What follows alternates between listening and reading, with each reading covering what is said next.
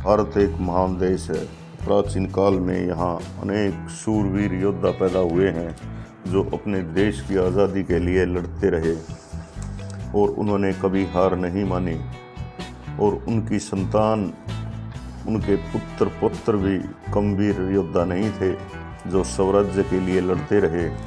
छत्रपति महाराज राजा राम भी उन्हीं में से एक थे। औरंगजेब ने छत्रपति शंभू राजे महाराज की बेरहमी से हत्या कर दी थी, जिससे क्रोधित मराठों ने मुगल सल्तनत को जड़ से खत्म करने की प्रतिज्ञा ली थी। इधर औरंगजेब ने समय व्यर्थ न गवाते हुए दक्षिण अभियान में एकमात्र रोड़ा बन रहे मराठों पर आक्रमण करने शुरू कर दिए। धीरे धीरे वह रायगढ़ तक आ पहुंचा। औरंगजेब के सूबेदार जुल्फिकार खान ने रायगढ़ किले को घेर लिया और किले को जीतने की कोशिश में लग गया। रायगढ़ किले में छत्रपति शंभूजी महाराज की पत्नी महारानी येसुबाई, राजा राम महाराज, महारानी ताराबाई, सोयरबाई और शंभूजी महाराज के पुत्र आदि थे। नेतृत्वहीन हो चुकी मराठा स्वराज्य पर संकट के बादल मंडरा रहे थे।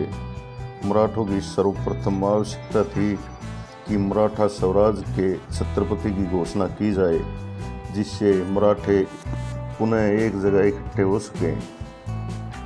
किंतु मराठा स्वराज्य के नेतृत्व के प्रश्न पर एक बड़ी समस्या थी। छत्रपति शंभूजी महाराज व महारानी येसुबाई के पुत्र साहूजी महाराज अत्यंत छोटे थे। महारानी येसुबाई ने इस समस्या का हल निकालते हुए शंभूजी महाराज के छोटे भाई राजा राम का सिंहासनरोहण करवा दिया। मात्र 19 वर्ष की आयु में राजा राम महाराज छत्रपति बन गए। यहाँ एक रोचक बात यह है कि छत्रपति राजा राम महाराज ने स्वयं को छत्रपति के बजाय साहूजी महाराज के प्रतिनिधि के रूप में कार्य करना स्वीकार किया। उन्होंने घोषणा की, यह राज्य महारानी येसुबाई व छत्रपति शंभूजी महाराज के पुत्र साहूजी का है। मैं सिर्फ उनका रक्षण कर रहा हूँ, जैसे भरत ने भगवान श्री राम का सिंहासन संभाला था, वैसे ही मैं कार्य करूँगा। छत्रपति राजा राम महाराज बिल्कुल स्वार्थी नहीं थे। आगे चलकर उनका यही स्वभाव मराठों के राज्य विस्तार में महत्वपूर्ण भूमिका निभाता है। शत्रु रायगढ़ के द्वार पर खड़ा था। महाराष्ट्र के अनेक सूबेदारों ने भी मुगल सल्तनत से हाथ मिला लिए थे। संकट की इस घड़ी में मराठा स्वराज की रक्षा के लिए छत्रपति बनना अत्यंत आवश्यक था।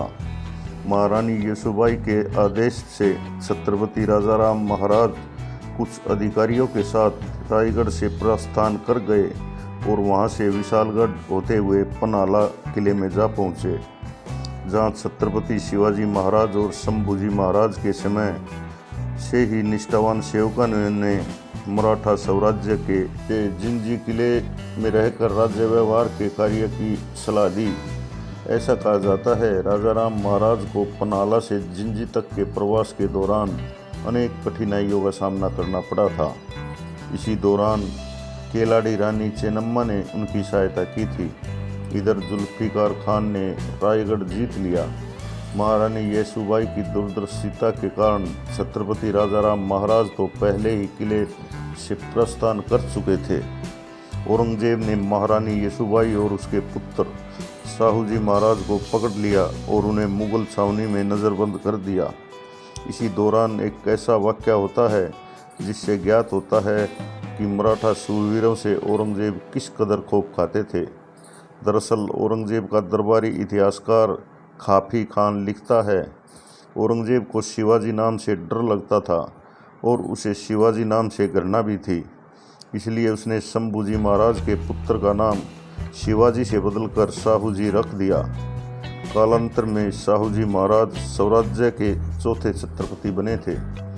छत्रपति राजा राम महाराज को युद्ध के वास्तविक कौशलों का अनुभव नहीं था, क्योंकि उनका लालन पोषण रायगढ़ किले में राजसी ठाठबाठ के साथ हुआ था।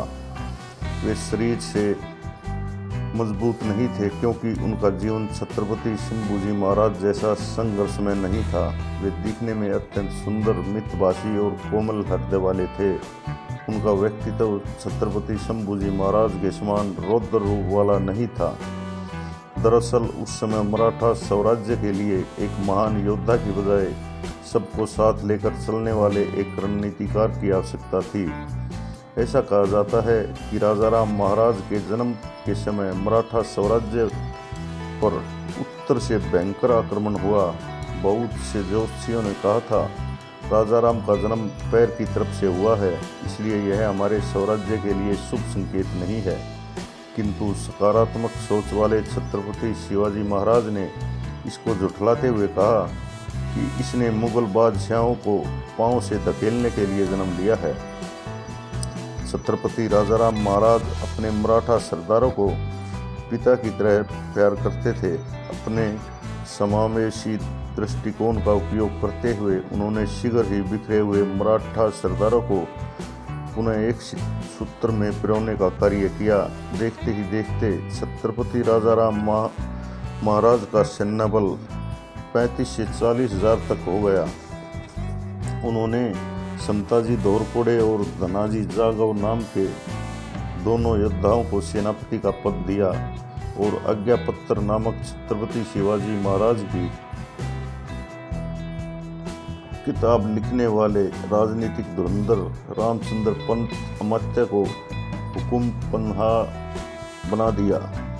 मराठों ने अपने राजपूत पूर्वजों से बहुत कुछ सीखा था। जैसे राजपूत शाम के समय युद्ध नहीं करते थे, वे बहुत ही नीतिपूर्ण युद्ध नीति अपनाते थे। इस वजह से वे विदेशी आक्रांताओं के आक्रमणों से बच नहीं सके। लेकिन मराठों ने अपने पूर्वजों से यह बात सीख ली थी, सामने वाला जैसा हो उसके साथ वैसा ही व्यवहार करना है। अगर वे रात में युद्ध करते हैं तो हम भी रात में युद्ध करेंगे, अगर वो छिपकर युद्ध करते हैं तो हम भी छिपकर युद्ध करेंगे। वे हमारे क्षेत्र में घुसते हैं तो हम उसे ध्वस्त करते हैं और हम भी उनके सूबे में जाएंगे और उन्हें ध्वस्त करेंगे। अब मराठा इसी नीति का अनुसरण करते रहे। छत्रपति शंभूजी महाराज की निर्मम हत्या का प्रतिशोध लेने के लिए मराठा साम्राज्य के सेनापति संताजी घोरपड़े और धनाजी जागव ने औरंगजेब की अहमदनगर छावनी पर आक्रमण कर दिया। हालांकि छुप जाने के कारण औरंगजेब तो बच गया, किंतु वे उसके सैन्य कक्ष में लगे सोने के कलश को काट कर ले गए। इस घटना के बाद औरंगजेब के मानसिक स्वास्थ्य पर अत्यंत गहरा प्रभाव पड़ा। मुगल सैनिकों के मन मस्तिष्क में मराठों का इतना भय व्याप्त हो गया कि जब वे उनके घोड़े पानी नहीं पीते थे तो वे आपस में कहा करते थे, लगता है इसने पानी में संताजी घोरपड़े और धनाजी जागव का प्रतिबिंब देख लिया है। 2 मार्च 1700 को मात्र 30 वर्ष की आयु में पुणे के सिंहगढ़ किले में छत्रपति राजाराम महाराज का देहांत हो गया। लेकिन इतनी कम उम्र की आयु में उन्होंने मराठों को संगठित कर मराठा साम्राज्य को पुनः स्थापित किया था। उन्होंने औरंगजेब की योजनाओं पर पानी फेरते हुए प्रजाजन का इस्लामीकरण होने से बचा लिया था। उन्होंने सनातन धर्म की अक्षुण्णता की रक्षा के लिए साम्राज्य के निवासियों से महाराष्ट्र धर्म के पालन का आह्वान किया था। धन्यवाद।